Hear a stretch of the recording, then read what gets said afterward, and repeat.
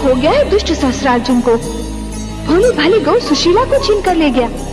ये तो घोर पाप है। महादेवी, ये घटना केवल एक गाय को छीनने तक सीमित नहीं है। तनिक ध्यान से देखिए, आज जो कुछ हुआ वो उन घटनाओं का संकेत है जो आने वाले युगों में घटने वाली है। आप तो सत्य के ज्ञाता हैं, सर्वज्ञानी है कमल नयन। आपकी दृष्टि उस सत्य को देखने में भी सक्षम है जो रहस्य और अज्ञान के अंधेरों में लिपटा रहता है और किसी को भी दिखाई नहीं देता। क्या आप मुझे आने वाले युगों की उन घटनाओं के विषय में नहीं बताएंगे? क्यों नहीं महादेवी, आप तो जगत माता है। माता की गोद मानव का सबसे महान शिक्षालय होता है। माता के ही माध्यम से संसार को सत्य का ज्ञान मिलता है। परंतु मेरी दृष्टि जो देख रही है वो कुछ बहुत आनंददायक नहीं है। आप मेरी जिज्ञासा बढ़ा रहे हैं कमल नयन।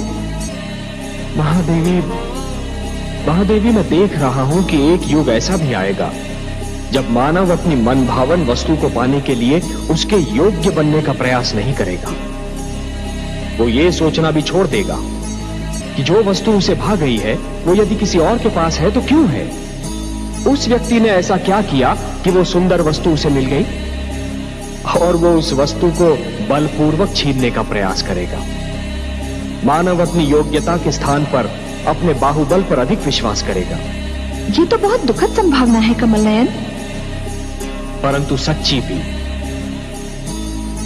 वो युग आएगा महादेवी, वो युग आएगा जब मानव अपने लक्ष्य को प्राप्त करने के लिए परिश्रम और चिंतन के कठिन मार्ग को छोड़कर ईर्ष्या से प्रेरित छोटे छोटे मार्गों को अपनाएगा, जिससे वो शीघ्रातिशीघ्र अपने लक्ष्य को प्राप्त कर ले।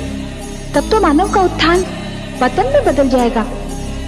हाँ महादेवी, श्रम, चिंतन और ज्ञान का लंबा मार्ग छोड़कर जो भी व्यक्ति पगडंडियां ढूंढेगा वो अपने लक्ष्य को प्राप्त करने के उपरांत भी प्यासा ही रह जाएगा, क्योंकि उसे ये ज्ञात हो जाएगा महादेवी कि जिस लक्ष्य को उसने प्राप्त कर लिया है वो उस लक्ष्य के योग्य था ही नहीं। और महादेवी, ऐसा व्यक्ति उस लक्ष्य को अधिक समय तक संभाल नहीं पाएगा और ना ही उससे वो उचित लाभ उठा पाएगा जो एक योग्य, ज्ञानी और श्रमशील व्यक्ति उठा